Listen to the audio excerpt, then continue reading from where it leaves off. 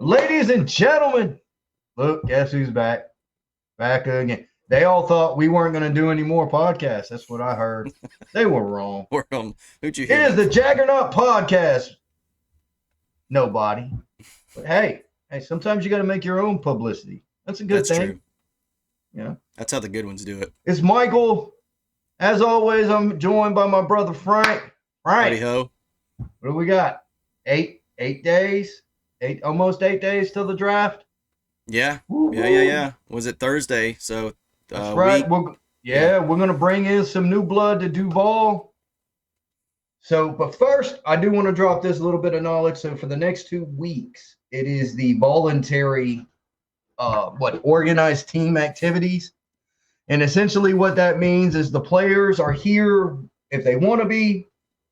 They can go through meetings. Conditioning and rehabbing. So no on-field work, no throwing balls, no nothing fun, nothing to really give us anything else to talk about. So I say let's talk about the draft. Yeah. Right. What are you hearing? Well, I mean, my first thing is that this draft feels different to me, and I guess it's because, for one, it snuck up. It's the same reason. We went into the playoffs, which we haven't done in forever.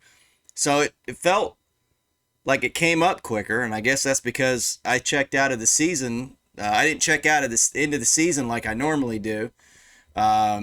So it feels like it's right here. I mean, it feels like we just ended the season for, I think that's just me being a Jags fan. This is how other decent fans of decent teams feel, where all of a sudden the draft's back. And the other thing is that we're drafting in the 24th position, so it has been a little bit different the past 2 years, obviously drafting number one, but the past decades or so just drafting so high, you tend to focus more early on the draft, or at least I do. I'm not a big draft Nick guy. I don't follow college football much. I tend to follow the players, latch onto the players very early, close to when the draft starts. And then after the draft, once I know which teams pick the guys, and then sort of see, because you kind of see the, the Mel Kiper type videos that they'll show you to introduce you to the player, and you kind of see them, what team they went to, and then you sort of move on from there, and they kind of lock into a little bit of an opinion, and then you either forget about them because you never hear from them again, or they do something good and you're like, oh yeah, that's that one guy they drafted. So that's my take on this draft. It feels a little different than other drafts. And the other thing I think is that from a Jacksonville standpoint, I like where we sit as far as this is concerned. I feel like we don't have a ton of needs. I mean, I know we have needs. We can go over those, but they're not true needs. In other words, I don't know that whoever we draft at 24, I don't know it has to be somebody that's going to start day one, like we have thought the past few years. And I think that's a good thing. So my philosophy is with picks 1 and 2, so your first and second rounders, excuse me, you want as polished of a guy that you could possibly get, because there is an adjustment to the speed of the NFL. We hear that all the time. We know that that's true. If the guy doesn't have to learn the position, doesn't have to learn how to rush the passer per se, doesn't learn how to have to block as a right tackle, it speeds up his ability to impact the field. So for me, that's why I'm so against drafting a defensive end and playing him as an outside linebacker, or vice versa. Right. Or drafting a tackle and putting him at guard. I know that guards. I'm not. I understood it came out like that, but had Trayvon played that position throughout his college career exclusively, he might have had a bigger impact when it came to what we needed, which we needed pressure on the QB. We needed to affect the QB. So the way I look at this draft is we go in with still two needs. Yeah. Protect the QB, affect the QB. That's my mindset. And I'm not sure at 24 if there's going to be a player there that will protect the QB or affect the QB. So, that being said, I've seen a lot of mock drafts, and a lot of them are mocking cornerbacks to us. Yeah. But it's not the best cornerback. It's not the second best cornerback. It's the fourth best cornerback. Which is what you're going to get at 24. Why are these? But why? So shouldn't we go somewhere else? Shouldn't we look somewhere else? What about the second best defensive tackle? Would that be an option? Yeah, I suppose that's where it comes to being. Or like the best guard. You just said it's different. And it is different because now we can focus on best player available, regardless of position. That's true. And if he beats that guy, sweet. If he doesn't, no big deal. He has time to learn. Well, it's possible that the fourth best corner could be the 24th best player in the draft. And that's possible. I mean, that's possible. But you have some wide receivers out there. Would you consider taking a wide receiver at 24? No. I mean, no. But what if I would be a little bit upset by that because I would feel like that we have a deficiency. We are leaving the roster deficient, and we would be doing, I think, what we did last year when we drafted Chad Muma after drafting Devin Lloyd. I felt like, and what we saw last year was that we had an abundance in the linebacker position, and we weren't able to use that effectively in the defense. One was always on the bench, and I think that if you do that after having Calvin Ridley come in this offseason, I just don't see how that is going to bring value. When you just got done saying you want a player that is going to, know the position so that they can play the position correctly right out the gates, and then you say to me you're going to draft a wide receiver, and I'm like, well, is he going to play? No. I'm just, as a hypothetical. I know you didn't say that. Okay. But, so that's why I'm against it, because for the very same reason you just outlined, where you don't take a guy and you want to transition him into you see him transitioning into something he's not really ever done before. It's a similar thing. I don't want a wide receiver where it's like, oh, he's going to be the fourth wide receiver, because here's the other thing: is he playing special teams now? Are you putting your 24th pick out on special teams? I just think the value goes down tremendously if you do something like that. So is it best player available? Well, but then you're not best player available. Well, best player. Let's be real about this. We best all know player available is just there's caveats. There's caveats. Yeah, you don't take. But no, I would not be upset. Like if they came out and they took, who's that guy from Boston College? Hold on. Zay Flowers, right? Little speedy, kind of shifty dude. Looks like he may be able, looks like he's got wheels. Looks like he may be able to be a dynamic player. If they get him at 24, but he really was like their 12th best player based off of their rankings, I'm fine with that, because that's the position that winning puts you in. You have to be okay with that. Because if we lose somebody throughout the year, you can simply plug and play. Yeah. Would I go there? Would I go there? I don't know. I would have to know what else is on the board and see if there's comparable picks. Because then that's when you start to weigh in the position of need. I'll throw this out there. The guy I really wish Jacksonville drafts, I hope he falls to us, is Brian Branch out of Alabama, the safety.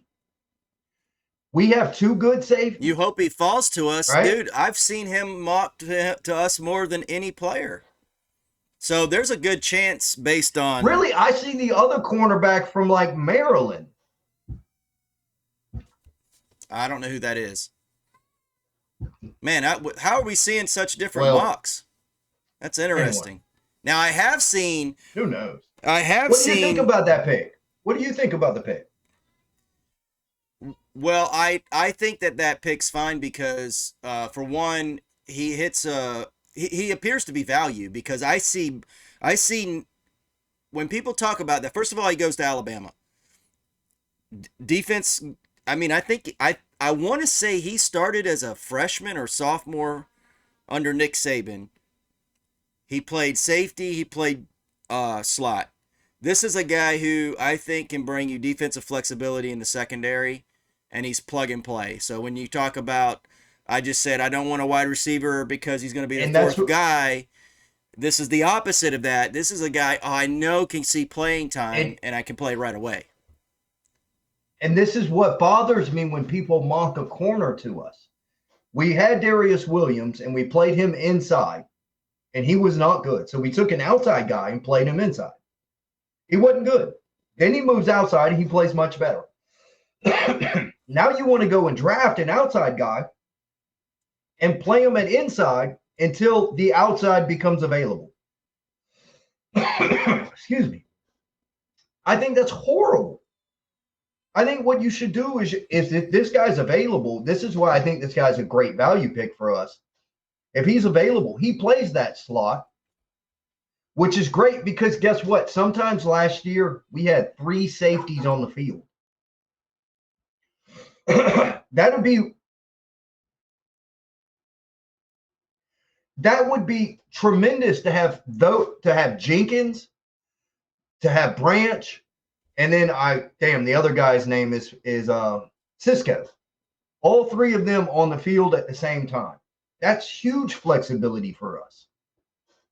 Yeah, and that's so I think the guy's a value pick. And I think because he can play safety and slot corner, not outside corner, I think that would be a really good pick for us. Yeah, there's a Branch fits a need situation, and he feels like he's not out of BAP. So at 24, I could completely buy that you are getting a best available player in that guy, and you're getting a guy who can play now and actually be a jar on the shelf at the same time. And what I mean by that is Rashawn Jenkins may not, it gives you some flexibility for next year to be permanent safety. And I just think that really makes a lot. It hits a lot. It checks a lot of boxes. So that and here's the deal. That's what I think. The mocks that I've seen, he is the most mocked player that I have seen to the Jags, which is so a lot of people are seeing the draft layout that way, and they're seeing the Jags go that direction when it does. So I think that's pretty interesting. One guy that jumped out to me, I think that'd be a great pick. And for some, I thought I noted it down, but I can't remember his name because it just kind of just popped out at me. It's a Georgia corner, like Tyree. I can't find him on the notes that I got here, but he's the guy that basically took over for Tyson Campbell in Georgia, and some people have us drafting him at 24 overall. Keely Ringo. Yeah, there it is. Maybe I'm getting him with Tyree, the defensive end mixed up. Keely Ringo, that's it. Keely Ringo.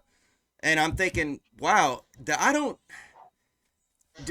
is he feels like a pick where people go, well, this is somebody Balky would like, as opposed to saying, he's clearly the best corner right now. Yep. I don't want that guy. I don't want the guy that they think Balky's going to pick. I want the guy that's the best guy on the highest guy on their board. Yeah. That's what we want. The best football player on their board. And I'm not against a corner, by the way. If the defensive coordinator says, yeah, we can because you can affect the pass. You can affect the quarterback by also taking away his options and giving your defensive ends and linemen more time to get there, so that it can play both directions.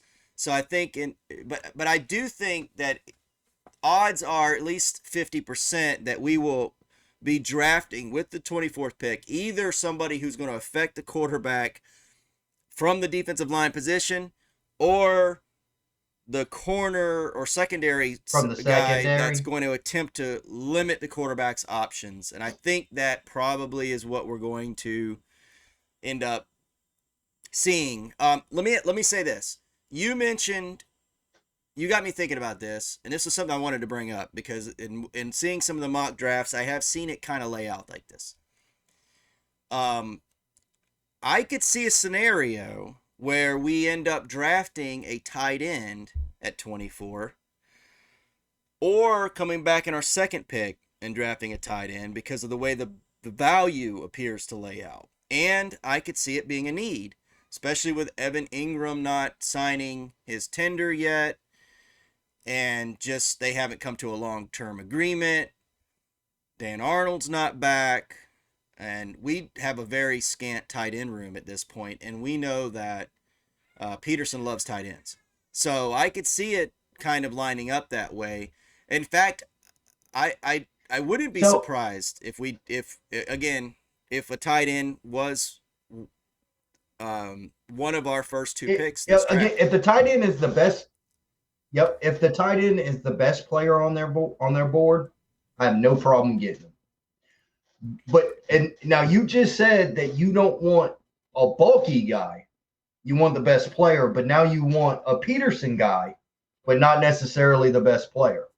That's sort of the way I just heard your words. No. Okay. Because he loves tight ends. I just meant that as another box that can be checked. My thought is that it would be BAP. So you mentioned, and here's what I'm playing off of. You said you don't want the fourth best corner. You want the second best D tackle or the second best guard or whatever. You just threw out a position as a.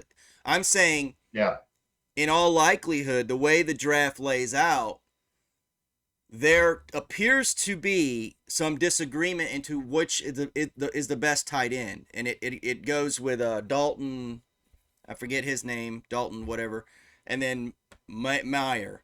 So either one of these two guys appears to be available at 24, and depending upon which person is evaluating them, they could see either one of these guys being the best tight end. So what I'm saying to you is that at 24, you have the possibility of getting the best tight end, or at least a tight end that appears to is 1 or 1A. That's what I'm saying. So it's possible 24 we come away with tight end. If the best guy on their board left is a tight end, cool. Grab him. Come on, bring him. Come on and bring him. Because you're right about everything that you've mentioned. However, I just disagree a little bit. I'm not concerned about Evan Ingram. I honestly still think we sign him to a 2 or 3 year contract sometime in July. I'm not sweating Evan Ingram. I think he's going to be a Jag. If he's not, well, hey, I was wrong. But that's what I think. So I don't think the tight end is as pressing, which means pick the best guy available. And if it's a tight end, woo, bring him on. If it's a receiver, bring him on. If it's a tackle, come on. If it's a guard, come on. Any position, but really running back and quarterback. And hell, if it's that guy, no, I don't think he's going to be there, but if it's that guy, Bijan, the guy from Texas, Bijan. If it's Bijan, come on. Because I think a talent like that, you can't leave on the board. That's just my personal opinion.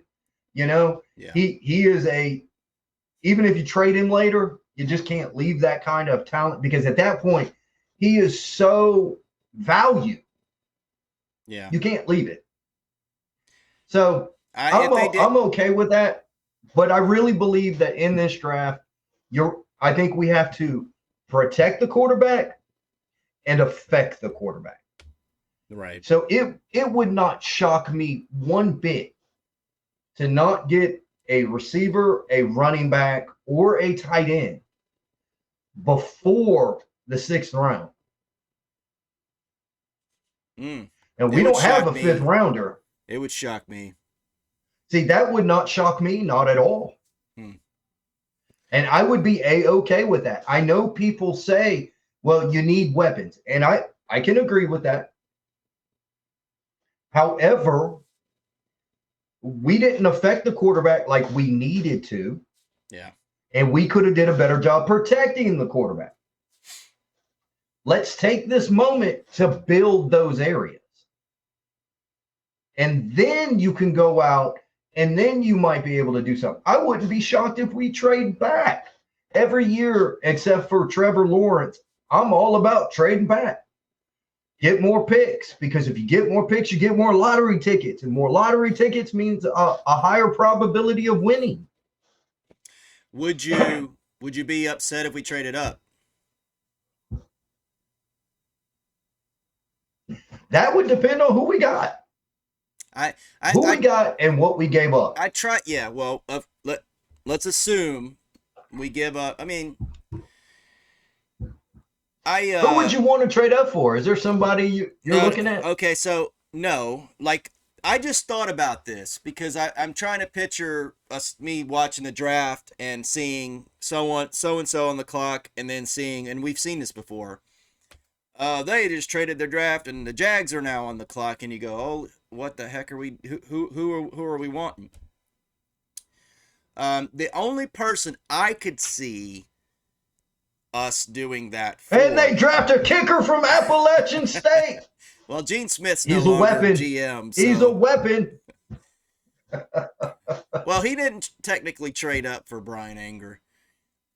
I would say I could see us doing it for maybe Jalen Carter, because his off the field stuff causes him to drop way below the value, and maybe we think we've got sources at Georgia and we go, I don't think it's as bad, you know. And so we trade up to get him because he's BAP and huge value in affecting a quarterback. I could see if he drops, Jalen Carter drops further than people think he's supposed to. I still think people have him going in the first 10 picks. That's been pretty solid in the mocks. Mm-hmm. So this is just me spitballing here because I'm trying to go, who would we want like that?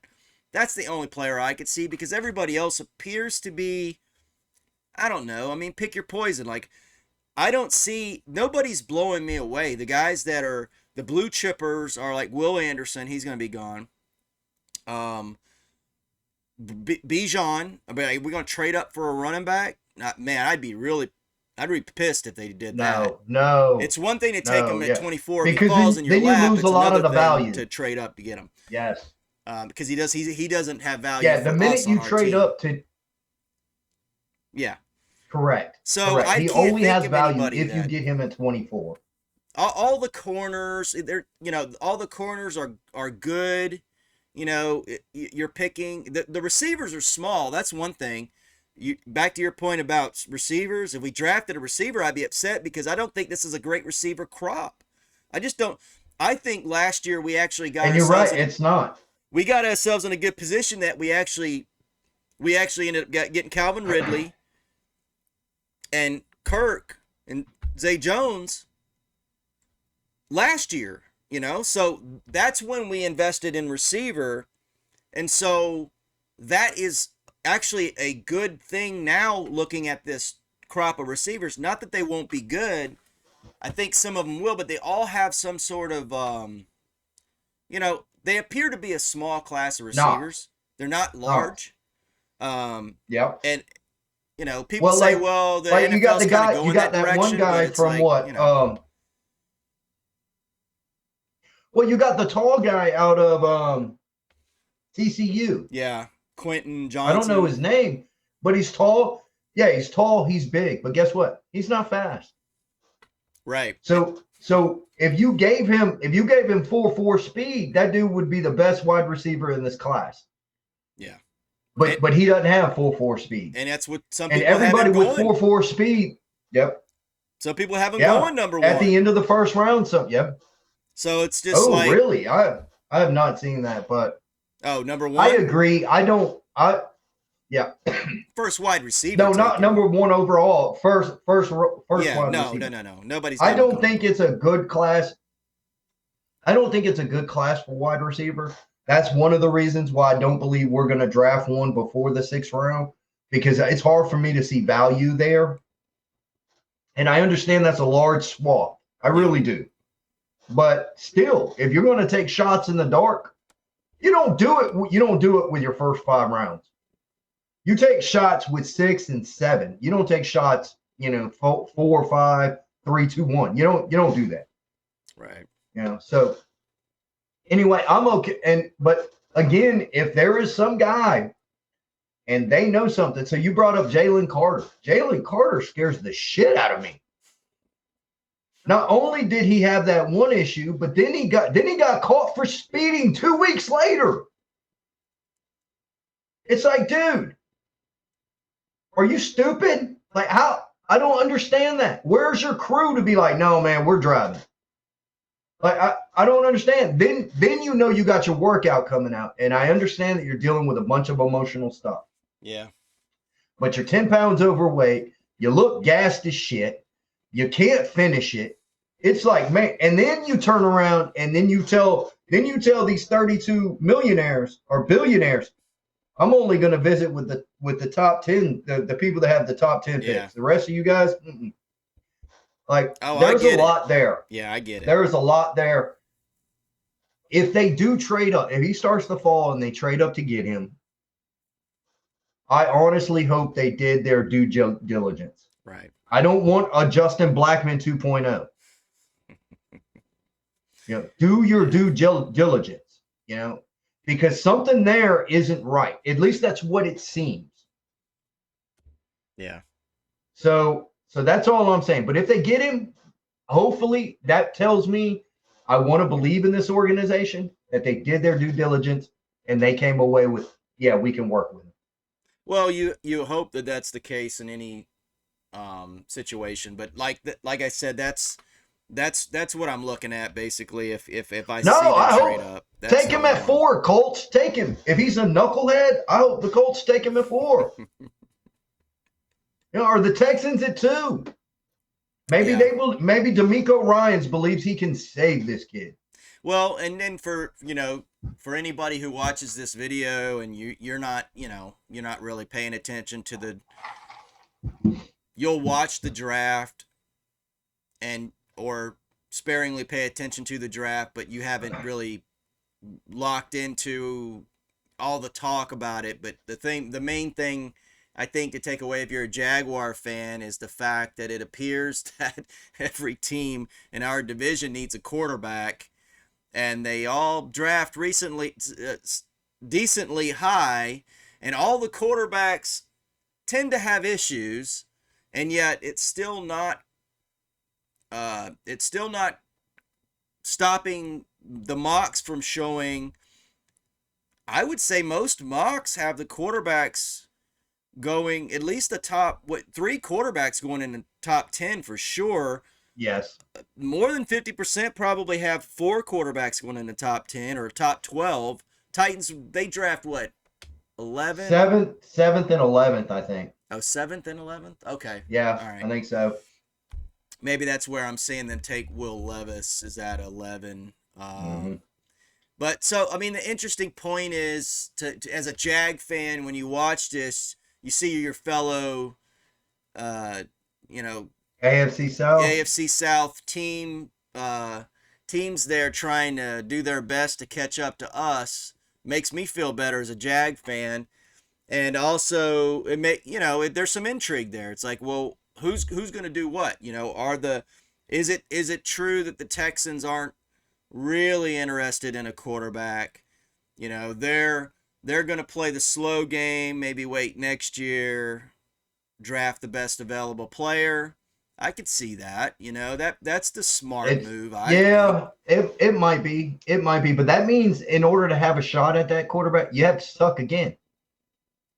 Are you Yeah, willing to do that? right. And is the coach wanting to do that? Yeah. Does he have the confidence in the ownership that they're going to allow him? It doesn't matter what they said. Right. They're going to say, "Oh yeah, yeah, yeah, yeah. Whatever you need, Right. coach." That's a good plan. Yeah. And then even then, it could work very well. And then the last two games of the season, you get crawfished by Detroit or by Chicago or Arizona. Arizona could be there again. Right. Yeah. And So they it's could need a like, yeah, quarterback it's by the like time next year clears. from week 1 to like week 15, you have the number 1 pick locked up in Texas. Woo! You know what quarterback you're going to get, and he's probably going to look good. And then out of nowhere, the Cardinals, they come up and they strike. And then they end the season a half a game ahead of you for that number 1 pick. And now you're sitting at 2. Yep. And so that, there's some intrigue there. I think the other thing too, I said the receivers are undersized. I kind of think it's a weird, and this could affect us too. It's a weird defensive end class. I sort of look at the guys and I see some smallish defensive ends. Everybody seems to be a little. They have, like, I see Lucas Van Ness going a lot, and everybody just thinks that guy is like he's consistently going between, like, right in the middle of the first round. I mean, like, it doesn't matter. He's going there based on all the mocks that I see. And size, weight, speed makes sense. He looks like a defensive end, but he appears not to have played much, relatively speaking. So apparently Iowa used a lot of rotation. I don't know. Again, I don't watch college football, but that's interesting. There's just the edge class is interesting. Yeah, there are a few guys. What you need is you need a defensive end that can add on 20, 25, 30 pounds and play that big end role if you're going to play the 3-4. So that's really what you need. Anybody above 6'4" that you think could add 20 pounds and still get some speed up the field. It's a good possibility. So, yeah, I don't know, man. There's a good possibility. Speaking of, now glad that you brought that up. Can you show our listeners or people that are watching the list of players who have visited Jacksonville? Yes, I got it up for you. Now, this doesn't mean anything. In fact, Frank, what is your take on this? Do you think this means anything? Well, no. Yes and no. So I think a lot of this stuff matters when it comes to. So I see Tyree Wilson on this list. Does that matter? No. Well, here's where it may matter now. Maybe they do like Tyree Wilson, and he drops. So maybe he's the guy that we jump up to get. Now, I don't see that happening. Most people have Tyree Wilson going pretty high. So there's a lot of players on this I look at as being your guys that they're the guys that you're going to get, like, you're looking at your second to third round players, and you're just, because the first round, if you have real targets in the first round, I don't think you show your hand by inviting them. Could be wrong about that, but so my guess is our 24th, the 24th pick is not on that list. That's my guess. I'd be shocked if they were. Yeah, I would tend to agree with that too. The only reason why I bring this up is because what do I see? Edge, D-tackle, O-line, running back, wide receiver. Yeah. There are a lot of edge guys up there. So they're doing their due diligence to try to find that piece, I think, to affect the quarterback. Not as many offensive linemen as you would hope to see. Yeah, I'd like to see more O-line in there. Because, again, we need to, affect, protect. That's what we got to do. That should be our damn motto going into this draft. Protect Trevor and affect the other guy. Yeah. Yeah, nobody really jumps out at me. I mean, Nolan Smith a little bit. I could kind of see that it being he's probably the one guy I think He'd be interesting. that could be there at 24. I think Cam Smith's there quite a bit, but I'm more hoping that they don't go Cam Let me ask Smith. you: Do you think I, Nolan Smith could take Josh Allen's position? I think he's undersized, isn't he? I mean, I think he's undersized too. Yeah, I don't know. I mean, we want but he plays with some tenacity and heart. So yeah, I know. I was just throwing that out there. yeah. I just feel like the way that the defense has been going, I don't know why you'd. What are you gonna? I mean, I almost feel like what do you? We were talking about playing Devin Lloyd at end at times. You're gonna draft a guy that's his size at edge. I don't know.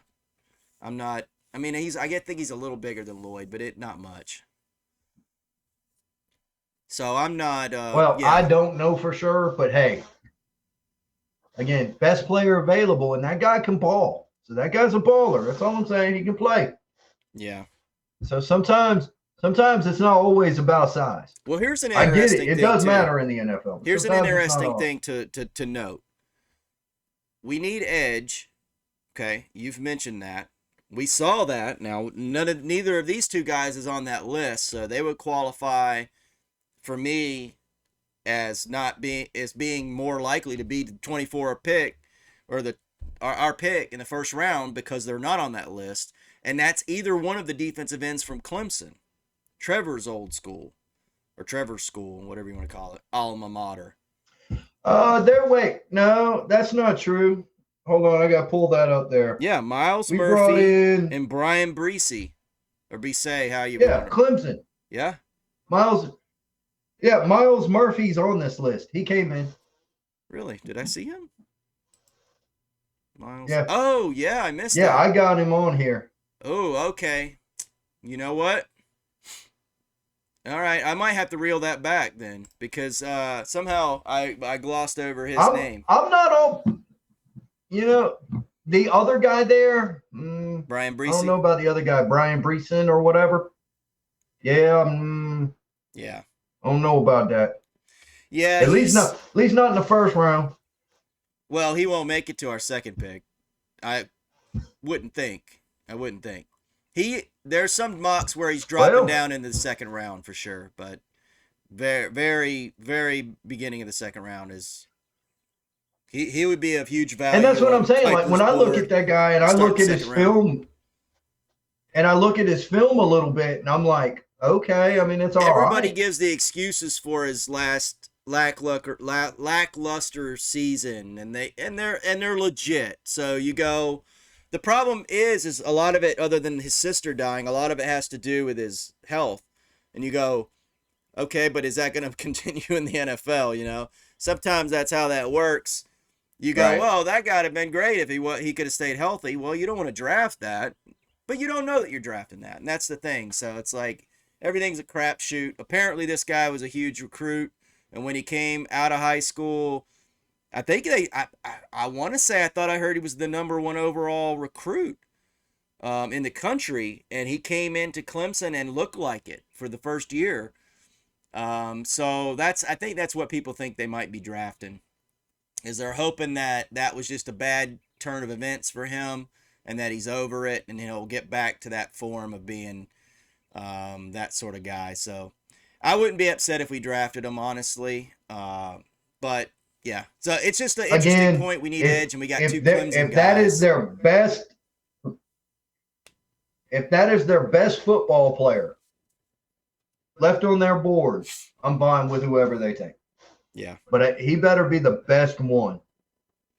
So anyway, look, hey, if you guys differ from us and you guys like somebody that we're overlooking or didn't talk about, put it in the comments. We'll respond. I love talking draft. yeah. I don't know about everybody, but I'll go watch YouTube highlights. Yeah, well, tell you what, in our Discord, boy, YouTube highlights. That's money. This definitely wasn't meant to be a comprehensive take on the draft by any means, and I honestly can't imagine being those people that go through the whole thing and just like looking endlessly at people's other teams' rosters, and I don't want to do that. That's boring to me.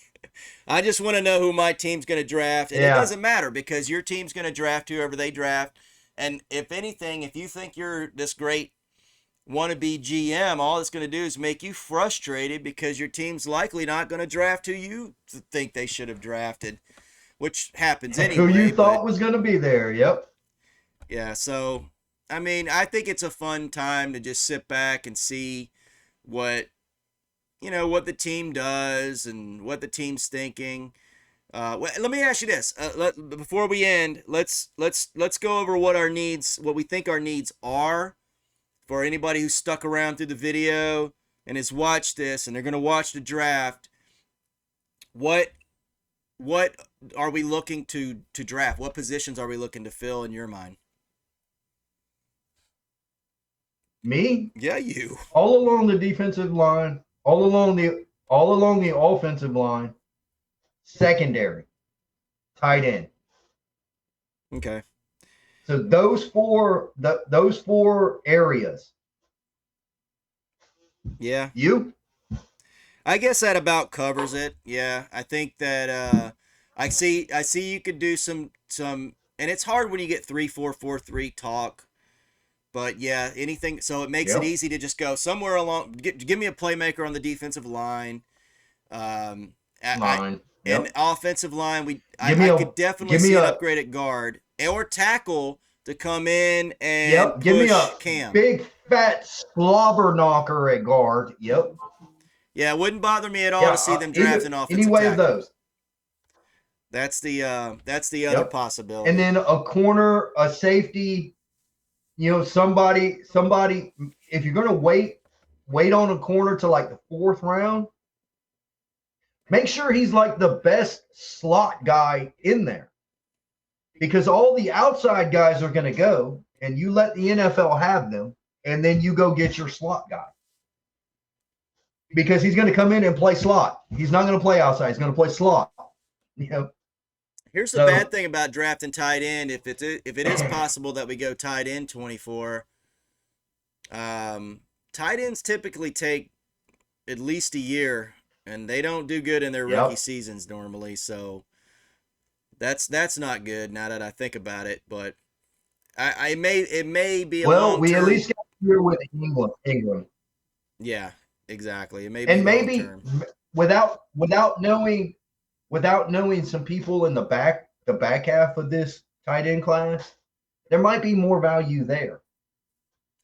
The tight end If you're class going to have to appears to be develop a guy, decent this year. So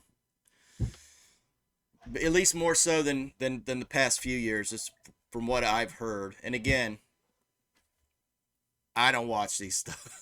I'm just listening to what all these people say, so trying to regurgitate it as best as I can to get an idea and a feel for what the draft is, and I assume everybody else is doing that, primed and ready to go for the Thursday night draft and see our Jacksonville Jaguars draft in the back half because that's where good teams draft. that's right, babe. So Duval! I didn't think my throat was going to cooperate. Hey, it did pretty well. yeah, that All went right, good. ladies and gentlemen, thank you for joining us. Appreciate it. Please like, subscribe, leave comments down so that we can reply. Tell us who you want to draft.